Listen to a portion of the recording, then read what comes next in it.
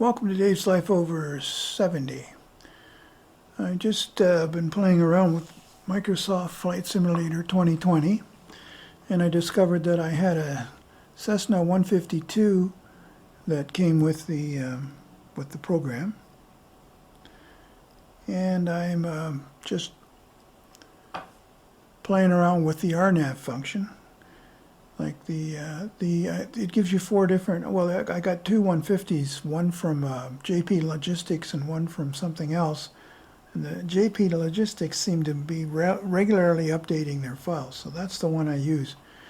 This gives me the option to record what I'm doing and then add a commentary later. I notice that when I'm actually flying, I babble a lot, so I'm going to try to manage that by not babbling.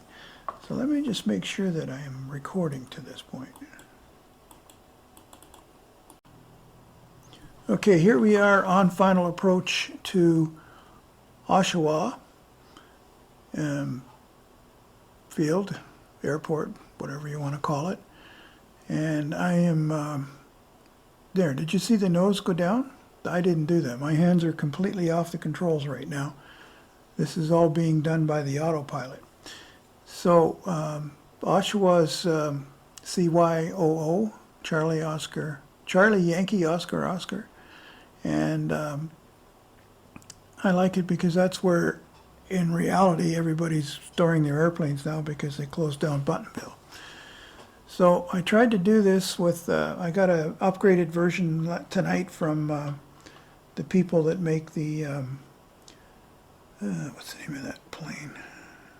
That'll come to me. Anyways, I'm testing out the R function because the autopilot in the Cessna 152 is rather old.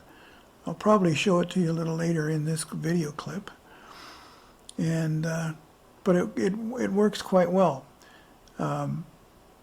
If you look closely at the video right now, you'll see the vertical speed indicator right below the altimeter, and it is indicating about 500 feet per minute. And if you actually fly a 152, that's good speed to approach if you're coming in at circuit height. It's a little choppy, the video, because I'm running MSFS2020, which is a memory hog, and a capture program. And that kind of slows things down. If you're wondering what these parentheses are, MSFS2020 gives you, you can turn these on if you want an indication of where you should be. If you stay in the middle of this box, it'll be a perfect approach. I just turn them on for reference, but when I'm flying in approach mode, which we're in right now, they're really redundant because the airplane does all this neat stuff.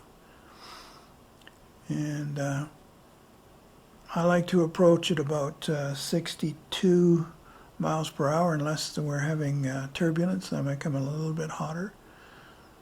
But this is actually one of the best. This is one of the best landings I've ever made, even though I didn't do 99% of the approach. It's still on autopilot right now. Let me see if I can guess where I turned off the autopilot.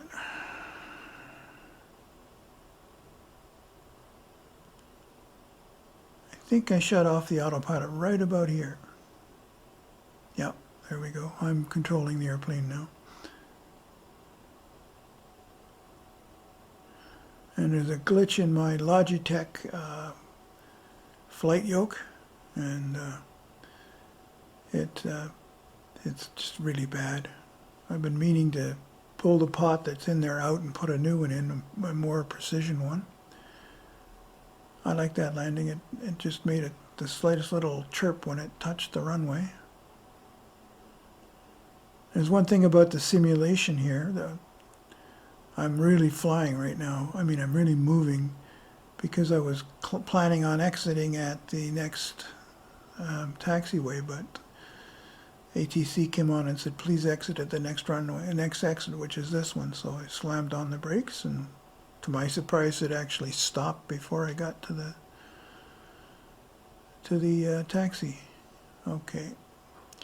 So here we're on the ground. You can't see it because it's in the, I have 3 screens, and it's in the right-hand screen is where I put all the ATC controls.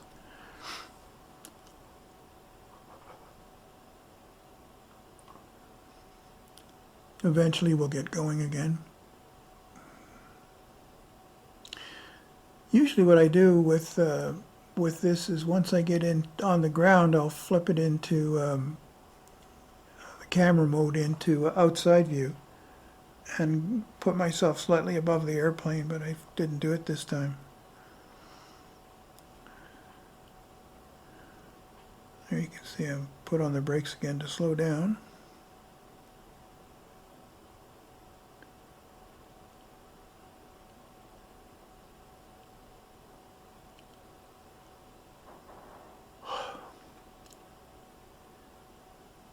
And there's the air marshal. Can't really see his hand. Oh, there we go. Okay, and right now I'm pulling the mixture back, and the engine is winding down.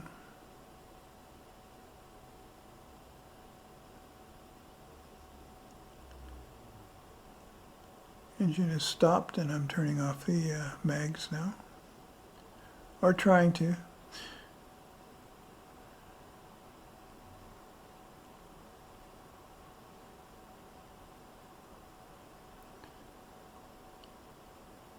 Now I have a button box, which is a series of switches I made with an Arduino, and I can control all the switches that you see there from the button box. And you notice I left the flaps down. Didn't follow the after flight checklist. That's funny. I didn't see that come up. The VFR map, by the way, I didn't see that, so.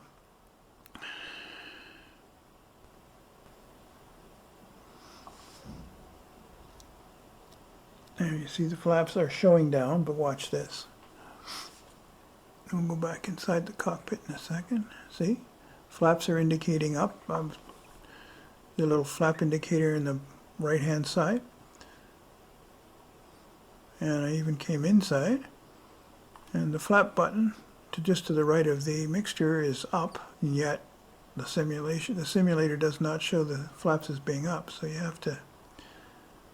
you basically have to start. Oh, I guess it was there. You just shut it off. Right. So you have to come over to the master switch and turn that on.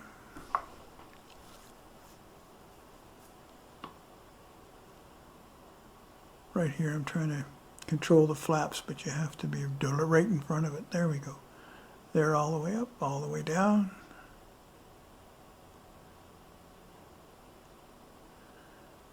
There, I turned on the master. And we'll go outside, and you see them coming up. Good. So that's about the end of the video. Just got a few other things I usually check. Turning off the mags again.